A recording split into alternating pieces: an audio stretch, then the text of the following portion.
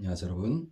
주님의 위로하심과 세임 주심이 가득한 그런 하루가 되기를 축복합니다. 오늘 본문은 신명기 31장입니다.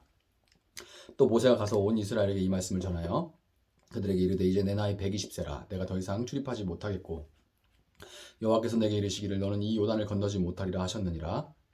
여호와께서 이미 말씀하신 것과 같이 내 하나님 여호와께서 너보다 먼저 건너가사 이 민족들을 내 앞에서 멸하시고 내가 그 땅을 차지하게 할 것이며 여호수아는 내 앞에서 건너갈지라. 또한 여호와께서 이미 멸하신 아모리 왕 시온과 옥과 그 땅에 및 그 땅에 행하신 것과 같이 그들에게도 행하실 것이라. 또한 여호와께서 그들을 너희 앞에 넘기시리니 너희는 내가 너희에게 명한 모든 명령대로 그들에게 행할 것이라.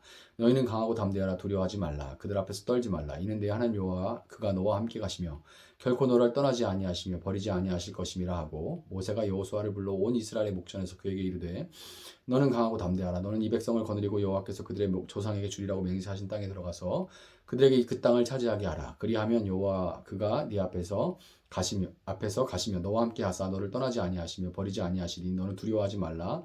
놀라지 말라.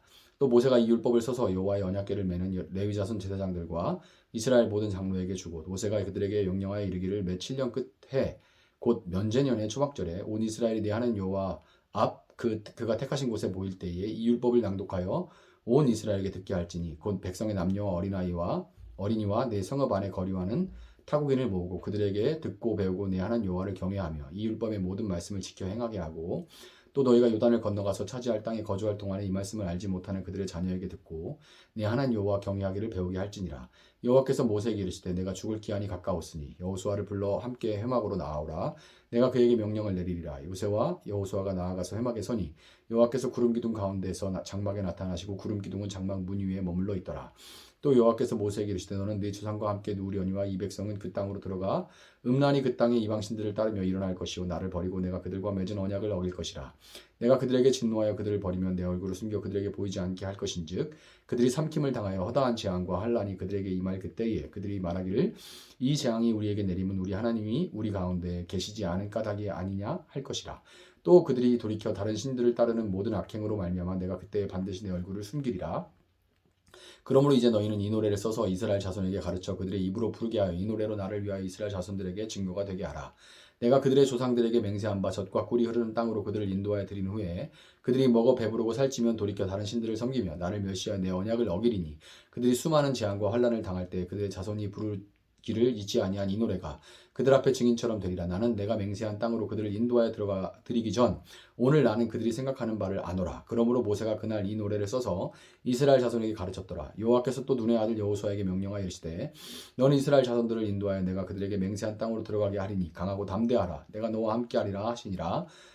모세가 이 율법의 말씀을 다 책에 써서 마친 후에 모세가 여호와의 언약궤를 매는 레위 사람에게 명령하여 이르되 이 율법책을 가져다가 너희 하나님 여호와의 언약궤 곁에 두어 너희에게 증거가 되게 하라. 내가 너희의 반역함과 목이 고진 것을 아나니 오늘 내가 살아서 너희와 함께 있어도 너희가 여호와를 거역하였거든 하물며 내가 죽은 후의 일이랴. 너희 집합 모든 장로와 관리들을 내 앞에 모으라. 내가 이 말씀을 그들의 귀에 들려주고 그들에게 하늘과 땅을 증거로 삼으리라. 내가 알거니와 내가 죽은 후에 너희가 스스로 부패하여 내가 너희에게 명령한 길을 떠나 여호와의 목전에 악을 행하여 너희의 손으로 하는 일로 그를 경노하게 함으로 너희가 후일에 재앙을 당하리라 하니라. 그리고 모세가 이스라엘 총회에 이 노래의 말씀을 끝까지 읽어 들리니라. 아멘. 자, 오늘 본문인 신명기 31장에는 죽음을 앞둔 모세의 마지막 행적이 기록되어 있습니다. 1절부터 6절에는 먼저 이 백성들에게 가나안 정복을 당부하죠. 모세가. 그 다음에 7절부터 8절, 7절, 8절에는 여호수아를 새 지도자로 공식적으로 임명을 합니다. 그리고 9절부터 13절, 24절부터 29절에는 레위 자손 제사장들과 백성의 장로들에게 매 7회마다 7년마다 율법을 낭독할 것을 명하고 14절부터 23절에는 하나님으로부터 이스라엘에게 가르칠 노래를 그들이 이제 배우죠. 그의 이 모세의 마지막 행적은 온전히 하나님과 그분의 백성들에게 집중이 되어 있다는 것을 우리가 분명하게 볼 수가 있는데요. 백성들이 그의 평생에 얼마나 그를 고통스럽게 했는지 우리가 너무나 잘 알고 있음에도 불구하고 이 모세가 끝까지 얼마나 백성들을 사랑했는지 알 수가 있는 겁니다. 그토록 사랑하는 이스라엘이지만 가나안 땅에 들어간 이스라엘이 끝내 하나님을 떠날 것을 알고 있었던 그는 한 가지를 절절하게 당부하는데요. 그것이 바로 그 한 가지 당부가 바로 신명기 31장의 가운데에 위치한, 그러니까 중심의 자리를 잡고 있는 거죠. 이 중심의 자리를 잡고 있는 매 7회마다 율법을 낭독하라 하는 겁니다. 자, 12절 13절에서 모세는 율법을 낭독하는 이유에 대해서 네가 듣고 배우고 네 하나님 여호와를 경외하며 이 율법의 모든 말씀을 지켜 행하게 하기 위해서, 그래서 율법을 낭독해야 된다 이렇게 말하는데요. 쉽게 말해서 하나님을 사랑하는 법을 배우고 그 사랑하는 법대로 하나님을 사랑할 수 있도록 하기 위해서 율법을 배우고 낭독해야 된다 이렇게 얘기를 하는 겁니다. 여러분, 모세는 너희가 결국 이 당부를 듣지 않아 하나님을 떠나고 재앙을 당할 것이다 이렇게 경고를 수차례 하죠. 모세가 이제 수차례 경고를 하는데요. 그럼에도 불구하고 이스라엘은 가나안에 들어간 이후에 단 한 번도 율법을 낭독하지 않습니다. 어쩌면 이럴 수 있을까 싶을 정도로 7년, 첫 번째 7년에는 그래도 해야 되잖아요. 그 정도는 아직 모세 죽은 지 얼마나 됐다고. 14년 됐을 때가 아니고 첫 7년째도 안 합니다. 단 한 번도 율법을 낭독하지 않았어요. 그로 인해서 사사기의 그 어둠과 혼란이 찾아와서 그 수백 년을 겪게 됩니다. 그리고 끝내 바벨론의 멸망에서 포로 신세가 되고 말았어요. 그래서 여러분, 에스라서 느헤미야서 보면은 학사 에스라가 율법을 백성들에게 읽어주거든요. 그때 처음 읽은 거예요. 그게 언제 읽은 거죠? 바벨론 포로에서 70년 동안 잡혀있다가 돌아온 이후에 읽은 겁니다. 근 1000년이 지나서 읽은 거예요. 놀랍죠? 어쩜 이렇게 이를 악물고서 낭독을 안 하는지. 말씀을 안 읽어요. 1000년 동안 안 읽어요. 그 수많은 혼란을 그것 때문에 겪습니다. 여러분, 이 사사기에 이스라엘이 이 율법을 낭독하지 않음으로써 이스라엘에 찾아온 그 혼란을 기록해 놓은 그 사사기에 한 줄로 그 사사기의 특징을 성경이 뭐라고 말하는 줄 아십니까? 그때에 이스라엘에 왕이 없으므로 사람이 각기 자기의 소견에 옳은 대로 행하였더라. 각기 자기 보기에 좋은 대로 행하였다. 내 소견에 옳은 대로 행하였다. 이게 사사기의 혼란의 원인입니다. 왜? 기준이 되는 말씀이 없으니까. 안 보니까. 알려주지도 않고 듣지도 않고 낭독하지도 않아요. 구약의 마지막 성경인 말라기서를 보면 하나님이 너희가 내 말을 듣지 않았다 이렇게 말씀을 하세요. 말라기 1장에 보면요. 그러니까 그때 이스라엘이 뭐라고 하냐면요. 우리가 언제 하나님 말을 듣지 않았습니까? 하고 따지는 장면이 나와요. 너희가 내 말을 듣지 않았다. 하나님 이렇게 말씀하시니까 우리가 언제 안 들었는데요? 이렇게 따져요. 이게 이스라엘의 이 반응, 이 대답이 거짓말이 아닙니다. 왜냐하면 이 이스라엘의 자신들의 입장에서는 옳은 말을 한 거기 때문에 그렇게 당당하게 따질 수 있는 거예요. 그들은 한 번도 하나님을 떠난 적이 없고 필요할 때마다 나름의 방식으로 성경의 표현을 빌자면 자기 눈에 보기 좋은 대로 하나님을 섬긴다고 섬겨왔던 거예요. 급하면 하나님을 찾아. 근데 어떻게 하나님의 마음을 기쁘시게 할지 몰라. 그러니까 그냥 막 자기들 원하는 대로 자기 소견에 맞는 대로 막 하나님을 눈에 보기 좋은 대로 막 하나님을 섬긴다고 섬겨요. 필요할 때. 그런데 여러분, 사랑한다고 하면서 상대방이 아니라 내가 좋은 대로 행하는 것이 여러분 진정한 사랑인가요? 아니면 사랑이라는 이름의 통제욕, 지배욕일까요? 답은 여러분들 아시죠? 사랑한다고는 하지만 사실 사랑한다고 생각하는 내 만족을 위한 행위로 인해서 그토록 사랑 노래가 많음에도 불구하고 세상을 살아가면서 가장 큰 상처는 사랑하는 관계에서 주고받게 되는 겁니다.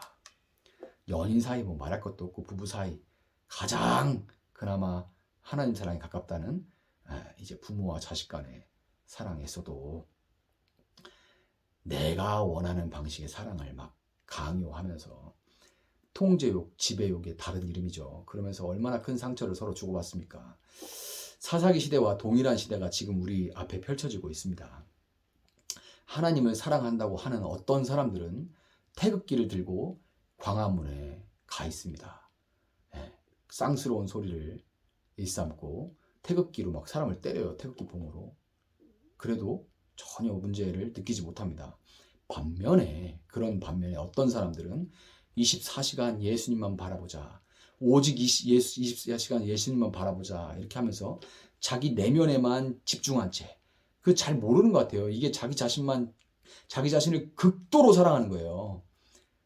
24시간 예수만 바라보라는 게 결국 내 감정과 내가 느끼는 것과 내가 뭐 한 것에 지극히 집중하는 거. 극도로 자기를 사랑하는 거예요.